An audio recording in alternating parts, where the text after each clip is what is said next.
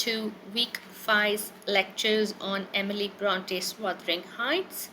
In today's session, I'm going to talk about Gothic displacement in relation to the conflict between children and parental authority.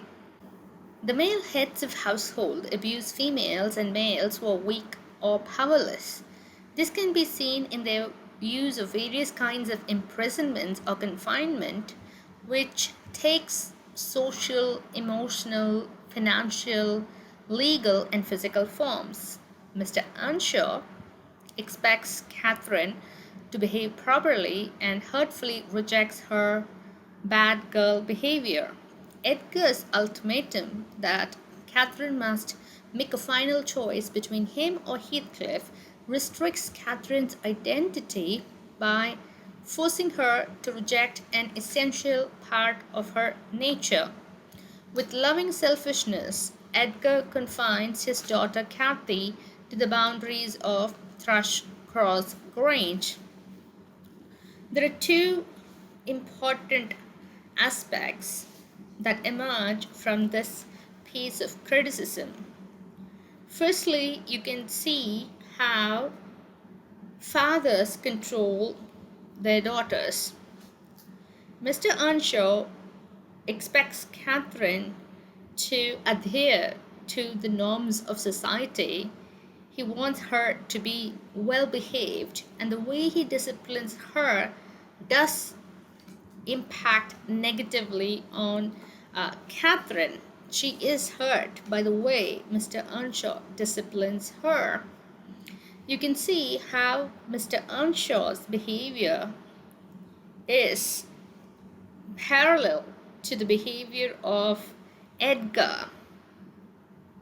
Edgar becomes the father to young Catherine, and his way of discipline is not much different to the way Mr. Earnshaw disciplines, because both of them, though they want the best for their daughters, try to confine them within either social norms and expectations or physically within the boundaries of their house. So even though Edgar is a loving father, he is controlling the mobility, the freedom of his young daughter Cathy. You can also see how the word Cathy, the name Cathy, is repeated. The name Cathy is circulated time and again, implying that things don't change drastically for the daughters across generations. Now, the other point on the slide that is interesting for us to notice is that husbands also control their wives, and that is seen in the way Edgar controls his wife Catherine, the daughter of Mr. Earnshaw. He offers her an ultimatum and says that she has to make the final choice between him or Heathcliff, and that kind of choice, a forced choice on Catherine, the first Catherine, confines her, constricts her, circumscribes her, and she is forced to reject an essential part of her nature, and that would be Heathcliff. Heathcliff becomes an essential part of Catherine. Because of this ultimatum, you can see that there is a huge emotional toll on her mind. A vindictive Hindley strips Heathcliff of his position in the family, thereby trapping him in a degraded laboring position. Heathcliff literally incarcerates Isabella as her husband and legal overseer, and later he imprisons both Cathy and Nellie. Also, Cathy is isolated from the rest of the household after her marriage to Linton by Heathcliff's contempt for and hatred of them. Here, once again, you can see the animosity between the members of the family in Wuthering Heights. There is animosity between Hindley, the son of Mr. Earnshaw, and Heathcliff, the adopted son of Mr. Earnshaw, whom he brings from Liverpool.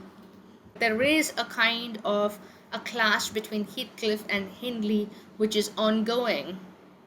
While Mr. Earnshaw is alive, Heathcliff has the upper hand because Mr. Earnshaw does favor Heathcliff over Hindley, and when Mr. Earnshaw dies, Hindley tries to get the upper hand, and he puts Heathcliff in a position which is lower than that of a family position.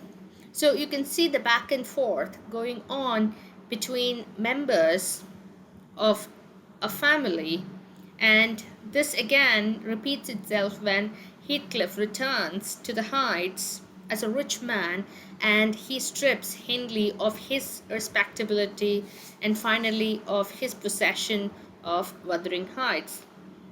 We further see how Heathcliff incarcerates Isabella, his own wife, because as a husband he has utter power over her, and later he imprisons his daughter-in-law Cathy and his housekeeper Nellie as well.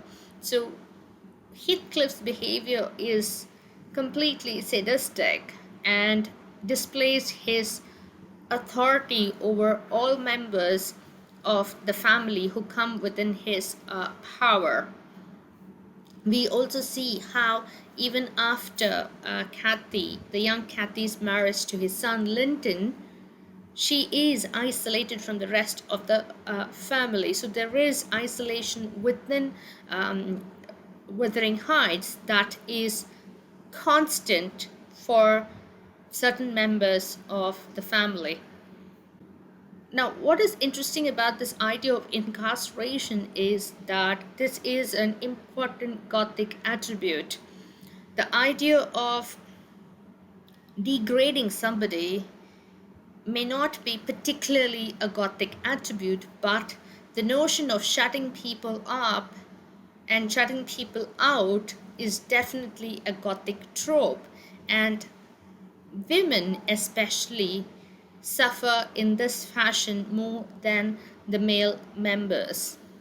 You can see how the first Catherine and the second Catherine are shut up within Wuthering Heights, and the fact that history repeats itself is an interesting trajectory for female growth and identity. For all members of the house except for Catherine, Heathcliff is an intruder who, by becoming the father's favorite, will alter the family's balance of power and authority. Gilbert and Gubar pertinently read Heathcliff's eruption into the family as the fulfillment of Cathy's wish for a whip, an expression of the younger child's ambition to become empowered. So we know that Heathcliff is an outsider. He is called as the Gypsy because he was found by Mr. Earnshaw on the streets of Liverpool. So when he is brought into the household at Wuthering Heights, he does unbalance the dynamics of power and authority within the house.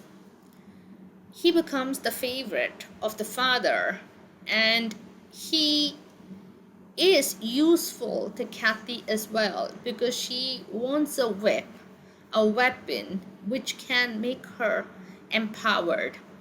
So Heathcliff becomes the whip of Catherine, the younger child's tool to accrue power for herself. It is very interesting to see how Heathcliff fits into the structure of power within Wuthering Heights. And of course, his presence embitters Hindley because that is Heathcliff, becomes quite a favorite with Mr. Earnshaw. Thus, Catherine gets her whip.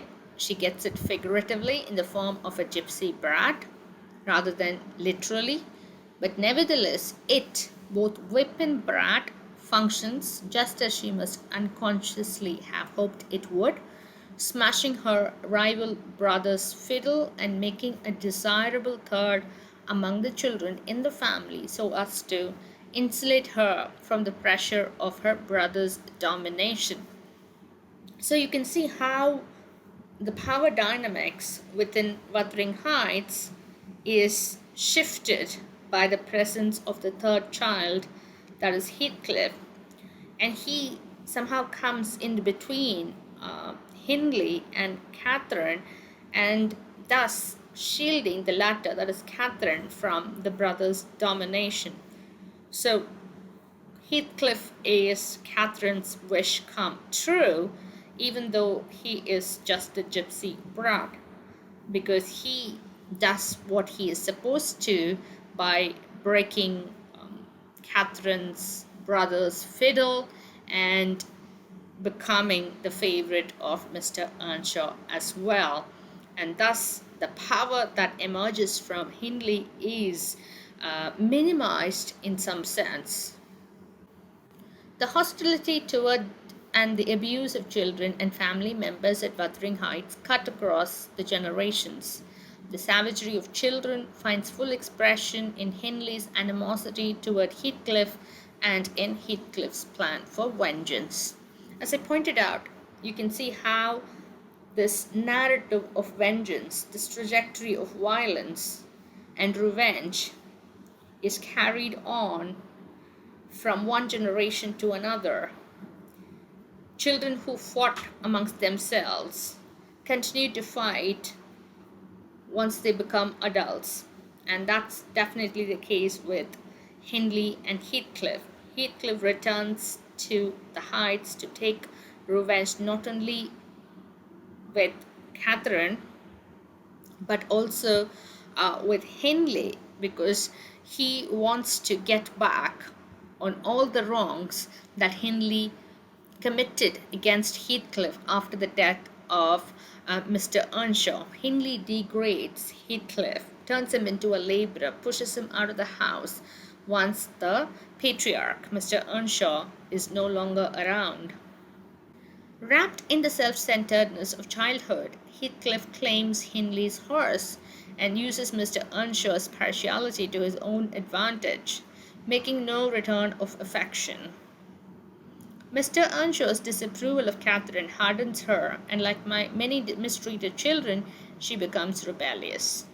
Despite abuse, Catherine and Heathcliff show the strength of children to survive in abuse, at least partly, forms the adult characters and behavior of Catherine and Heathcliff, and forges an important bond between them. One can see pretty clearly that Heathcliff was not a saint either. He was equally self-centered in childhood, and he exploits Mr. Earnshaw's partiality towards him in order to snatch Hindley's horse.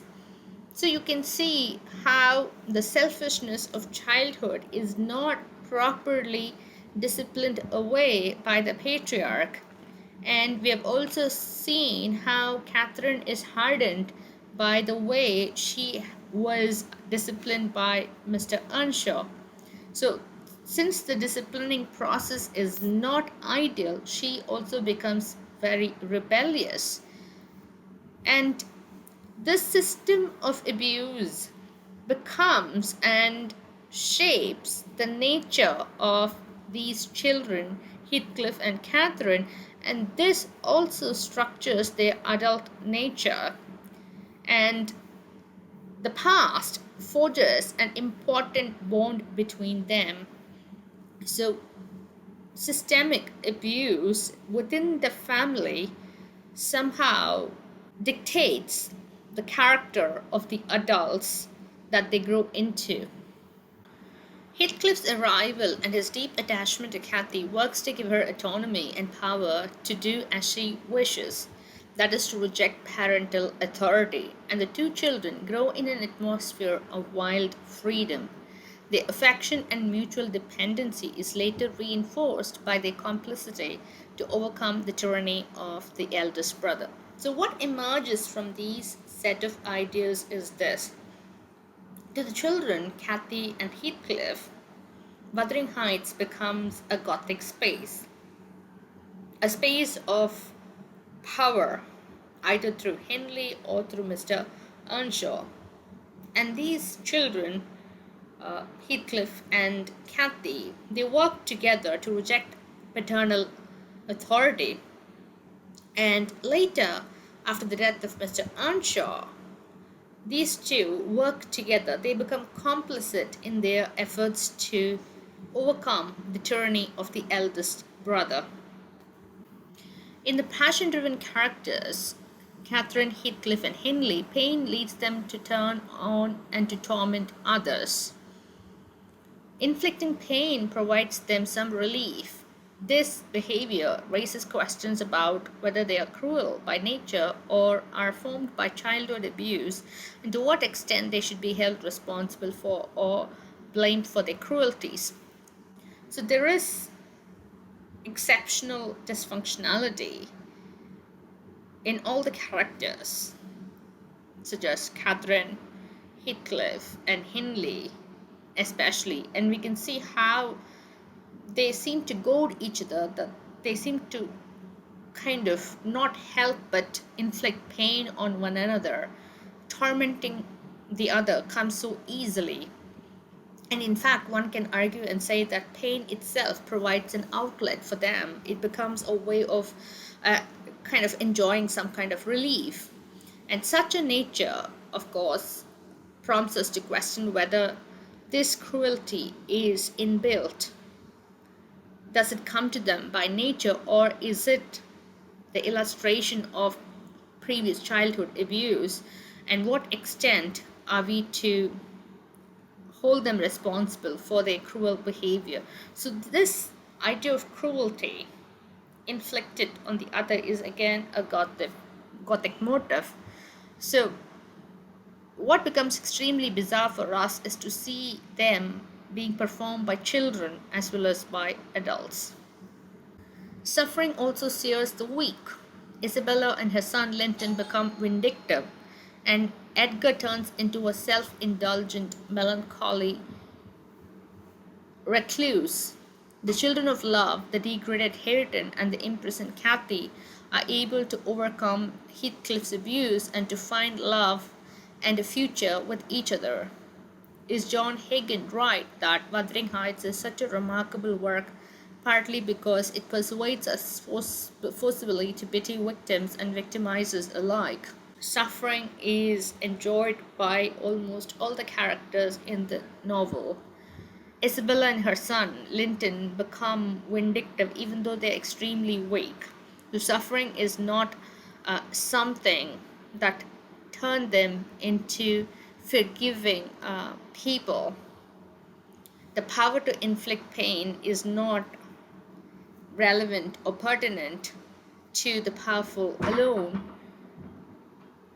Isabella and Linton become self-indulgent and melancholic. And not just that, we can see how in their own small ways they become very vindictive and make those who are weaker than themselves suffer. Ultimately, we realize that the degraded Hareton, the son of Henley, and the imprisoned Cathy, the Cathy who is imprisoned in Wuthering Heights, are able to overcome the kind of cruelty that they suffer at the hands of Heathcliff. Heathcliff does degrade Hareton because he wanted to take revenge on the father, Henley, who degraded him when he was at the Heights and under his mercy after the death of Mr. Earnshaw. So the degraded Hareton and the imprisoned Cathy are able to forget the abuse that their past is and come together to find a loving future with each other. So while we see all these aspects of suffering, we are kind of forced to think about whether this novel is remarkable because it does persuade us to pity the victims as well, along with the victimizers. We pity Heathcliff, we pity Isabella, we pity Linton, we pity Hindley. So and these people are victims as well as victimizers. Both Catherine and Heathcliff find their bodies prisons which trap their spirits and prevent the fulfillment of their desires. Catherine yearns to be united with Heathcliff, with a lost childhood freedom, with nature, and with the spiritual realm. Heathcliff wants possession of and union with Catherine. We see how uh, prisons are not just houses, and prisoners are not just figures like Heathcliff. Prisons are also bodies.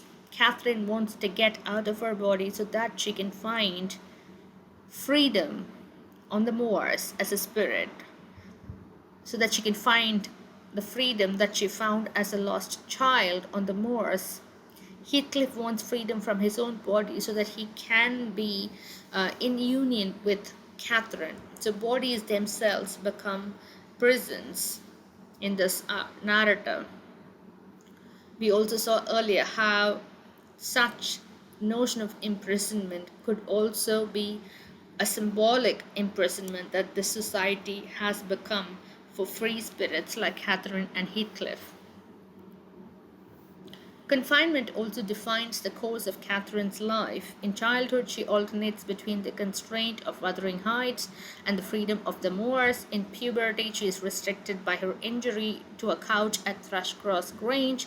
Finally, womanhood and her choice of husband confine her to the gentility of Thrushcross Grange, from which she escapes into the freedom of death. So, the first Catherine's life is a series of imprisonments. She is imprisoned by the norms of gender to which she is ordered to follow, and she fails at it, thereby resulting in the disciplining of Mr. Earnshaw. So the freedom is offered to her by the Moors, imprisonment by Wuthering Heights, and when she is injured, when she is bitten by dogs, she is restricted to the couch at Thrushcross Grange, where she is nursed back to health. And finally, when she marries Edgar Linton, she is confined to that gentility of that class, and from which she can escape only by dying.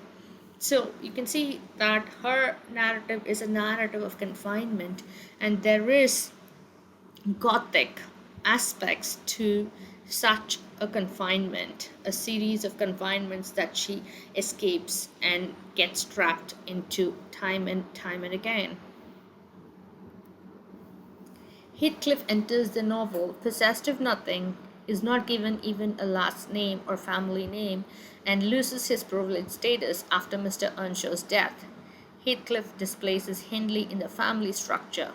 Catherine is thrown out of heaven, where she feels displaced, sees herself an exile at Thrushcross Grange at the end, and wanders the moors for 20 years as a ghost. When Heathcliff enters the novel, he possesses nothing. He's completely devoid of any property. He doesn't even have a surname. And when he enters this Heights, he gets the name of Heathcliff, and he gets an identity and a privileged status as well, which he quickly loses after the death of Mr. Earnshaw. And Heathcliff also displaces Hindley in the family structure by becoming close to the father first, and later Heathcliff loses his identity. So you can see the seesaw of gain and loss with regard to Heathcliff and Hindley. And Catherine imagines being thrown out of heaven when she feels displaced, and she sees herself as an exile at Thrushcross Grange at the end. So being within the boundaries of Thrushcross Grange is for her becoming an exile at the end, and she does wander the moors for 20 years as a ghost. So there is a series of exiles experienced by certain characters in the novel. Hadrian is dispossessed of property, education, and social status. Isabella cannot return to her beloved Thrushcross Grange, and brother Linton, Heathcliff's son, is displaced twice after his mother's death, being first removed to Thrushcross Grange and then to Wuthering Heights. Cathy is displaced from her home and Thrushcross Grange. So people are dispossessed of property, as you can see that Heathcliff dispossessed Hindley. People don't get education. Heathcliff didn't get an education. Hareton, the son of Hindley, is devoid of his education, deprived of it by Heathcliff. Social status is given and taken away. Heathcliff gets a social status through the assistance of Mr. Earnshaw, and then it's snatched away by Hindley.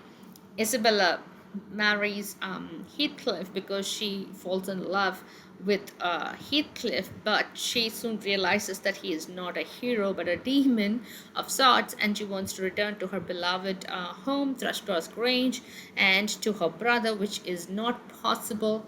Linton, Heathcliff's son, and Heathcliff and Isabella's son, is displaced twice after the death of Isabella. First, he is taken to Thrushcross Grange, but then he is brought back to Wuthering Heights. So you can see how people are shunted between abodes. And Cathy, of course, is displaced from Wuthering Heights when she marries and goes to the Grange. And when she is there, she feels as if she is an exile from her beloved home, Wuthering Heights. Now, here are some sample questions. In the end semester examination, the final examination, there will be a section 1 where you will be asked to find the correct answer from a given list of options. For example, questions can be like the following. Where did Mr. Earnshaw pick up Heathcliff from? You will have some options, so you need to choose the best option. He didn't get Heathcliff from London, he didn't get him from Bath or India, he picks him up from Liverpool. So that would be the answer. Then there will be a section 2 where you would be asked to state whether the statement given is true or false. Wuthering Heights burns down at the end of the novel. The answer is false. It doesn't burn down at the end of the novel. Section 3 would be the short notes section. You're asked to respond in the form of a paragraph containing not more than 250 words. The questions can be how is nature and culture represented in Wuthering Heights? And you need to discuss the answer. You might have to think about what is nature. Is it literal nature or is it symbolic nature? People of nature in this novel would mean Catherine Earnshaw, Heathcliff. They love going about in the wild moors, and culture would be represented by Thrushcross Grange, the Lintons especially. So you might want to see how the novel is in fact a clash between these two concepts. People of nature, people who kind of work with, love nature, are brought into this genteel world of Thrushcross Grange, and what are the effects on nature as a result? How does Thrushcross Grange have a negative impact on the relationship between Heathcliff and Catherine? Can also be part of your answer. Thank you for watching. I'll continue in the next session.